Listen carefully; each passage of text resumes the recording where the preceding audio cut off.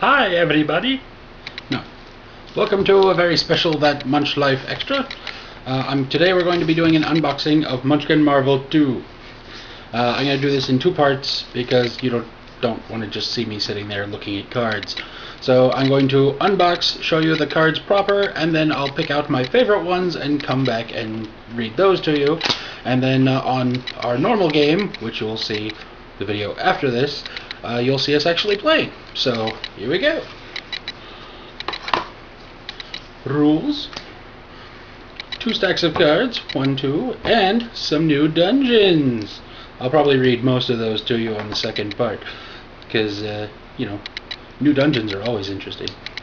And when we play on Wednesday, I guess you'll probably get that video past Wednesday, but still, we play on Wednesday. When you see that, I'm going to put at least one of the new dungeons on top. I won't know which one it is, but I just want to stack the deck just that far, just so we play with one of the new dungeons right off. So, there's the first stack of cards. We got Treasures in white, Doors in black. Taking off the plastic. Thrill as I take off plastic!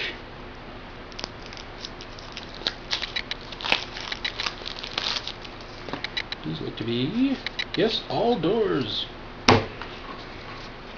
So as always, there's slightly more doors than there are treasures, because that's kind of just the way the count goes. Open. Open. And open dungeons. And I believe there are 12 of these in here, which means there's also going to be more portals in the new door deck, so we'll see more portals around too for the next little while. And like previously with Grimm, I'm gonna shuffle these into the representative sample that we use each week, and so you'll see them more often for the next couple of episodes, and then you won't see them for a while, and then you'll see them interspersed throughout after we shuffle.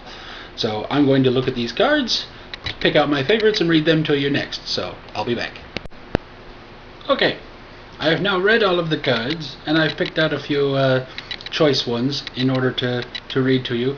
First, I want to go through the promo swag I got with my order. I did get some new bookmarks. The Munchkin Grim Tidings bookmark of Pugnacious Picnicking. You'll see the rules for these as we play them. The Munchkin Apocalypse Guest Artist Edition bookmark of Feelin' Fine. Let you ignore the effects of a seal or a trap or curse or disaster, and that's going to come in handy. And the official Munchkin Princesses bookmark of Monarchal Misrule. Glad I got that all out in one mouthful. I also got some cards. The Dominant Genie. We're going to mix those into the Slime Girl. Slime Girl. +3 against elves. Lose your armor, blah blah blah, level 15. The Whispers, go up a level. And Ghost Hands. The Zombie Hireling, which makes it so you can't stack the undead on the person who's doing this. And by the hoary hosts of Hoggoth. Huh.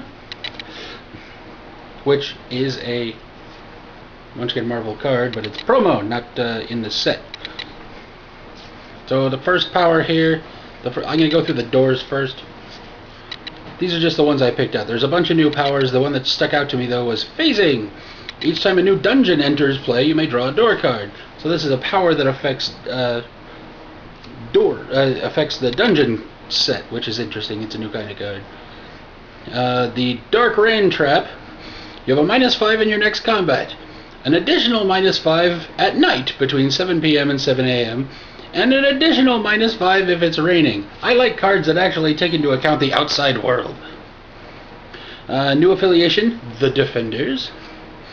May discard 1 card when in combat with a demon or undead monster for a +2 bonus, and you get a +3 bonus when in combat alone with 2 or more monsters. Not bad, but it's new, so I wanted to put that in there. The Demon Doramu. Immune to fire flame attacks, and when he enters combat, discard the dungeon in play and search the deck or discards for the Dark Dimension and to replace it. Then shuffle the dungeon deck and will not pursue anyone level 5 or below. This is a monster that affects the dungeons. which I also thought was interesting, so I threw one of those in there. There's actually 2 or 3 more. You'll see those.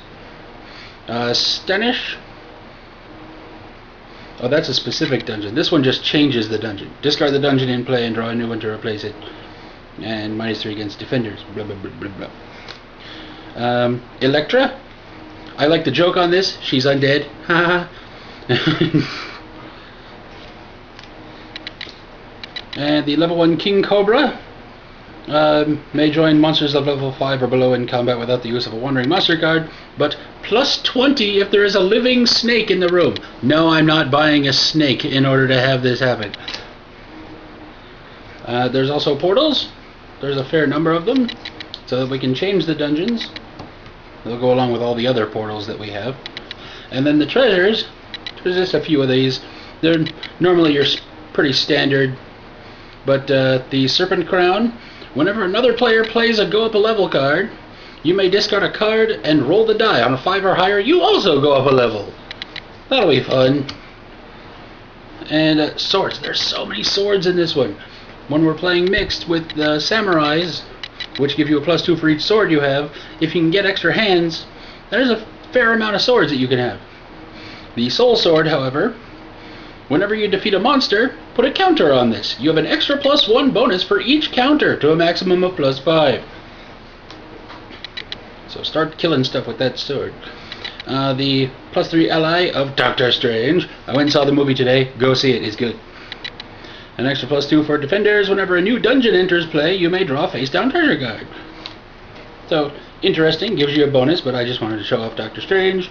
And the go up a level card of Sorcerer Supreme, which I just wanted to say is a regular sorcerer with sour cream on it. And we also have dungeons, and I said I was going to read these to you. Asgard. In the realm of the Norse gods, level 10 isn't good enough. While in Asgard, players must reach level 13 to win. You must kill monsters to reach levels 10 through 12. When you leave Asgard, 1 or more players might win instantly. The Savage Land. I'll show you this. The art on these is pretty cool too. Monsters with animal names, scorpion, vulture, etc., get +3 and may join each other in combat without the use of a Wandering Monster card. Limbo. This is one of my personal favorites in this one. This is hilarious. When Limbo is revealed, players level 5 and below go up a level, and players of level 6 and higher lose a level. All monsters are considered level 10. If drawn early, that could be bad. If drawn late, that could be good. Sanctum Sanctorum. Sanctorum, not Santorum. Defenders get an extra +2. Undead and demon monsters get -5, but are also worth 1 fewer treasure, minimum 1. Svartalheim. You know, I practiced that and everything. That is a tough word. Svartalheim. You cannot go up a level except by killing a monster. Go up a level cards are still useful. They can be played in any combat as a +5 to either side, ignoring other bonuses. Wakanda. If you have Black Panther or Vibranium in play when Wakanda is revealed, go up a level. This can be the winning level. Monsters may not be added to the combat via Wandering Monster cards, etc. Wakanda's rough. No monsters can enter other combats. Whoosh. Kunlun. It says that, I swear. Players may have any number of powers without regard to rank. When Kunlun is discarded, players with too many ranks of powers must discard the excess. Here's that dark dimension that you have to go hunting for if you pull up the level 19 guy. Demon and undead monsters get +5. If you die here, you also lose a level. It's a happy place. This one is just called The Raft. All monsters get +5, but are also worth 1 additional treasure. Oh, here's my least favorite one. You'll see in a second. Atlantis. Monsters are immune to fire or flame get a -3.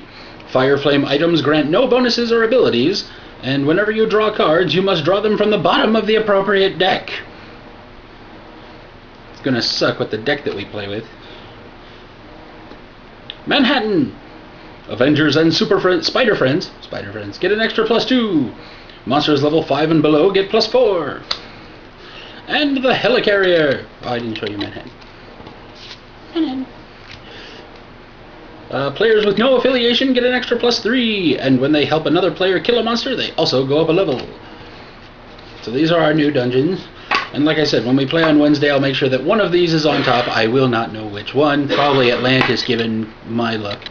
But one of these will be played first, and then random from then on. So I hope you enjoyed this unboxing video. Be sure to give us a like, comment, talk about it. Tell us what you want to see, what you don't want to see, and we'll see you next game.